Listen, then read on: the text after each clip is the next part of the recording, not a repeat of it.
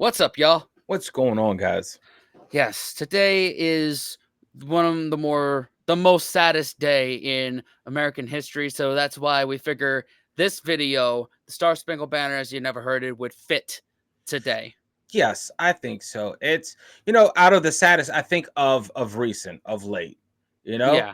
Um, but this video is potent and pertinent, and I am here for this. Yep.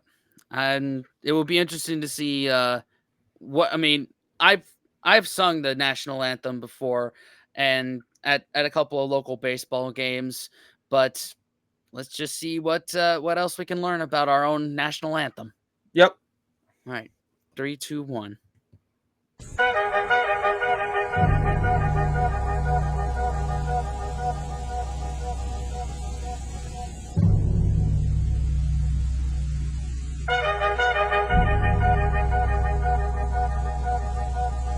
There was a lawyer once. His name was Francis Scott Key. He penned a song that I'm sure you're aware of. You've seen it. It's in most hymnals throughout our churches. It's called the national anthem. It is our song as an American. We go, however, to a ball game. We stand in our church services and we sing the words of that song, and they float over our minds and our lips, and we don't even realize what we're singing. Most of us have memorized it as a child, but we've never really thought about what it means. Let me tell you a story. Francis Scott Key was a lawyer in Baltimore. The colonies were engaged in vicious conflict with the mother country, Britain. Because of this conflict and the protractedness of it, they had accumulated prisoners on both sides. The American colonies had prisoners and the British had prisoners. And the American government initiated a move. They went to the British and they said, let us negotiate for the release of these prisoners. They said, we want to send a man out to discuss this with you. They were holding the American prisoners in boats about 1,000 yards offshore. And they said, we want to send a man by the name of Francis Scott Key. He will come out and negotiate to see if we can make a mutual exchange. On the appointed day in a rowboat, he went out to this boat and he negotiated with the British officials. And they reached a conclusion that men could be exchanged on a one-for-one basis. Francis Scott Key, jubilant with the fact that he'd been successful, went down below in the boats, and what he found was a cargo hold full of humanity, men. Oh my God. And he said, men, I've got news for you tonight. You're free. He said, tonight I have negotiated successfully your return to the colonies. He said, you'll be taken out of this boat, out of this filth, out of your chains. As he went back up on board to arrange for their passage to the shore, the admiral came and he said, we have a slight problem. He said, we will still honor our commitment to release these men, but it'll be merely academic after tonight. It won't matter. And Francis Scott Key said, what do you mean? He said, well, Mr. Key, he said, tonight we have laid an ultimatum upon the colonies. Your people will either capitulate and lay down the colors of that flag that you think so much of, or you see that fort right over there, Fort Henry? He said, we're going to remove it from the face of the earth. He said, how are you going to do that? He said, if you will, scan the horizon of the sea. And as he looked, he could see hundreds of little dots. And he said, that's the entire British war fleet. He said, all of the gunpowder, all of the armament is being called upon to demolish that fort. It will be here within striking distance in a matter of about 2.5 hours. He said, the war is over. These men would be free anyway. He said, you can't shell that fort. He said, that's a large fort. He said, it's full of women and children. He says, it's predominantly not a military fort. They said, don't worry about it. They said, we've left them a way out. And he said, what's that? He said, do you see that flag way up on the rampart? He said, we have told them that if they will lower that flag, the shelling will stop immediately.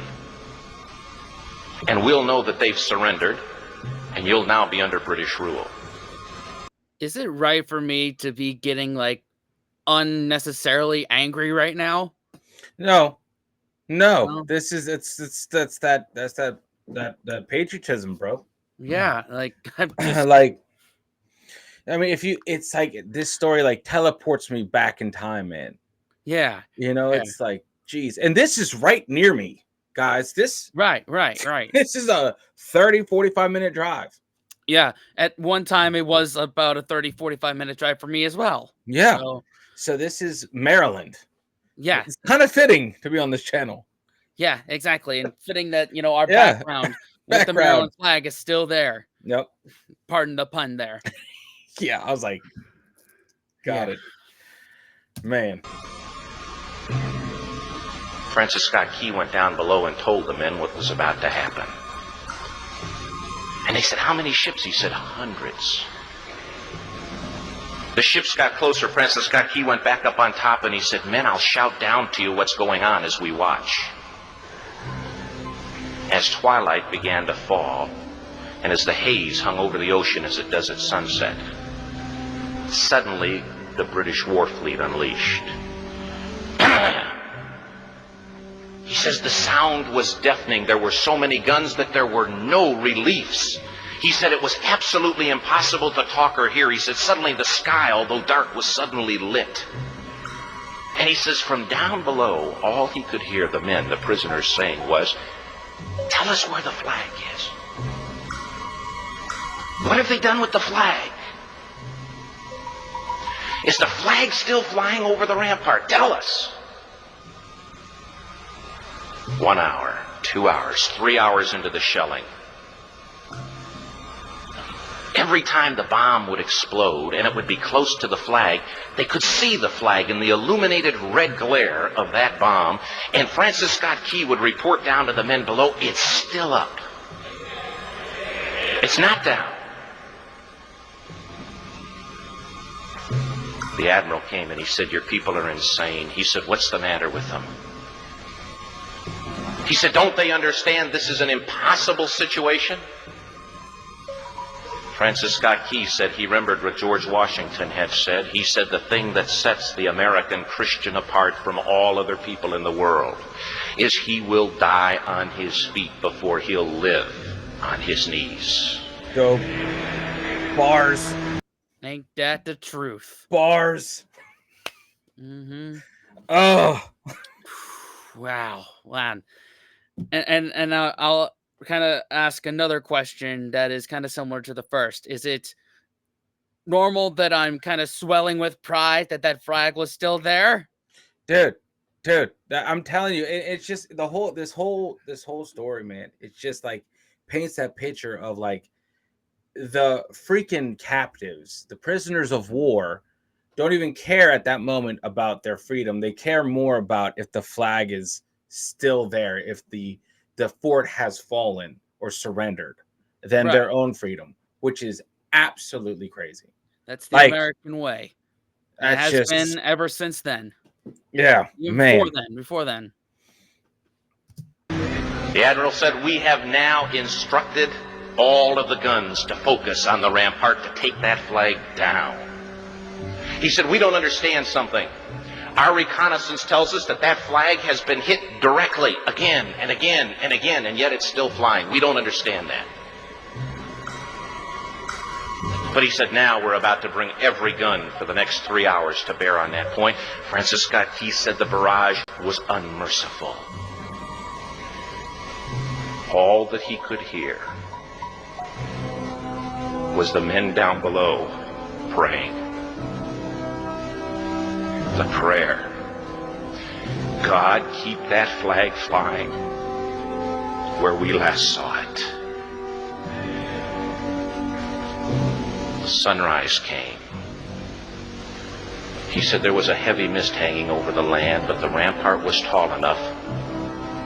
There stood the flag, completely nondescript, in shreds. The flagpole itself was at a crazy angle, but the flag was still at the top. Francis Scott Key went aboard and immediately went into Fort Henry to see what had happened. And what he'd found had happened was that flagpole and that flag had suffered repetitious direct hits. And when it had fallen, but men, fathers, who knew what it meant for that flag to be on the ground, although knowing that all of the British guns were trained on it, walked over and held it up humanly until they died. Their bodies were removed and others took their place. Francis Scott Key said what held that flagpole in place at that unusual angle were patriots' bodies.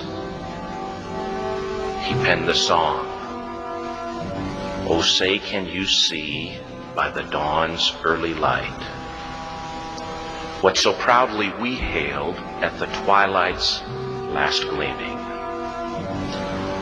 or the rocket's red glare, the bombs bursting in air, gave proof through the night that the flag was still there. Oh, say, does that star-spangled banner yet fly and wave o'er the land of the free and the home of the brave?" Man. The debt was demanded. The price, it was paid.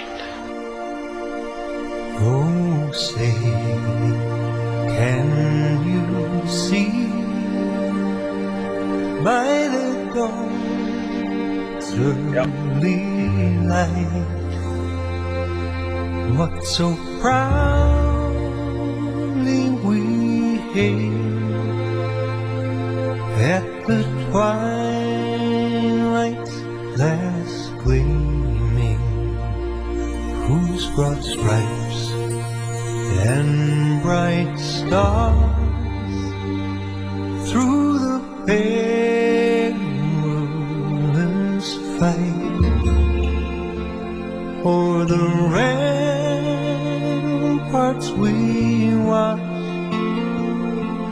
were so gallantly streaming, and the rockets break through, the bombs bursting in air gave proof through the night that our flag was still there.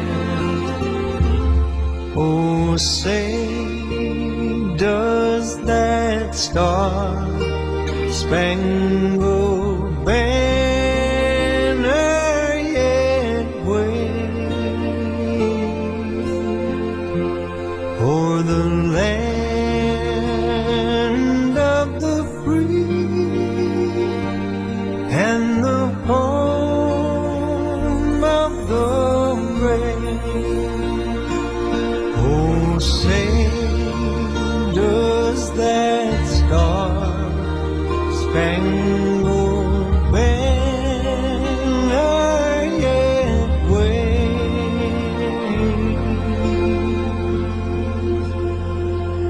o'er the land of the free and the home of the brave?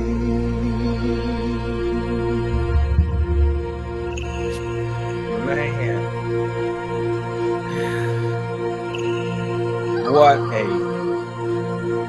What a tune, man. What a tune.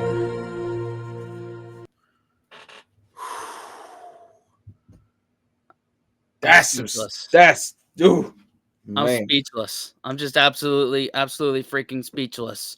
It's it's crazy when you think about it. That song was written in a war, in a battle. Yeah, yeah, Like it's the original our original fighting song. yeah, yeah. It is, when you boil it down to its very essence, it's a fight song. Yeah. It is. It's crazy because it makes you think about it. You're like, it makes sense. Like you start putting the pieces together, like, holy shit, this is about a battle. Like if you listen to it, it's about a war that's happening. of never back down, always stand your ground, and it's better to die a patriot than to live as, you know, I don't That's even know how to put it that's in. I guess I don't know. Yeah, Live other as someone else's under someone yeah, else's rule than your own. right. It's where our attitude of, make a better life for yourself, always stand your ground. Yep. That's where it comes from. And I know our audience is, most of our audience just will never ever understand that. In Yeah. fact, they that's who was on the other side of that when it happened. Yeah, pretty much. You know, it's really crazy. How even even that is just it just inspire. It's very inspiring and awe inspiring to hear it, especially broken down. I think this is something that needs to be taught. It's in schools, um, in every curriculum. At Yeah, least know why we have our national anthem, because I don't see it at all. At least yeah. not in this curriculum.